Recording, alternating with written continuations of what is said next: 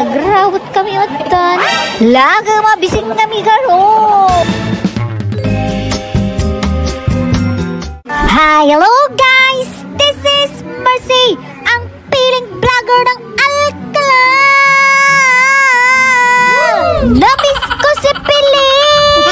Naligo, nagbihis si Piling kasi nag-aya ang aking asawa na kumain sa labas.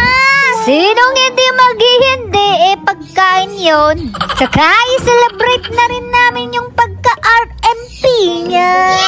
Sabi ko sa kanya noon, kung makakapasa ka, ililibre kita sa Vikings. Social media Vikings. Ayan, tara na. Magkikita pala kami, sis. Naglakad ako papunta sa tricycle, tapos mag-jeep. Ayan, andito ka na.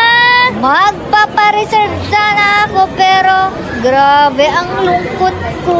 Kasi hindi na daw sila natanggap ng reserve. Dapat pala on time, ang daming bagong bukas kasi. Kaya dinagsa ng tao. Hindi na kami makapag-antay. Anong oras na dyan? Kaya sa iba na kami napunta. Nilalayo kami sa mahal. Mahal kasi doon sa Vikings. Pero alili naman. Para minisan lang naman. Ise-celebrate na yung pagka-RMP niya. Pero napunta naman kami dito. Masarap siya. Anyway, pang 3 to 4 person daw ito. Sabi ng sa ano nila menu, parang pag gutom kami, parang mauubos naman namin. Kasi gutom na kami. Kasi nag-antay pa kami siguro sa Vikings ng 1 hour. Hinihintay namin kung makakapasok kami. Pero parang not sure. Yung stomach namin nag-kruk-kruk. Kaya naghanap na kami ng iba. Pagod tong kasama ko, kailangan na lang kumain. Galing ba yan sa trabaho? Dumiretso lang sa SM. Gutom na daw siya, kaya dito na paulit-ulit mo. Pero sulit naman dito. Ang sarap. Lahat masarap. May katabi nga kami, ganyan din yung in-order. 4 sila, hindi pa nila naubos. Handa lang kami, dadalawa lang, naubos namin. Nagrawat kami utan. Laga mabising kami garo. Mas mainam kung ubusin mo na dito agad kaysa i-take out mo pa. Mato na imasun. Kaya inubos na namin gutom kami garo. Inulit ko matatayod. Diba sabi ko sa inyo, ililibre ko siya ng Viking. Pero since hindi Vikings ito, syempre siyang maglilibre.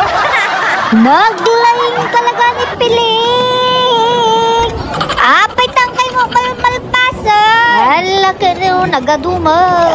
Nakaraw-raw ni Piling. Niready ko talaga yung stomach ko dito. Kasi alam kong kakain kami ng gabi. Kaya nag-grapes lang ako ng tanghali. Kaya sobrang gutom ko Pati daw ang aking lakay. Nag-slight meal daw siya ng tanghali. Kaya gutom na gutom mat Kaya naubos namin.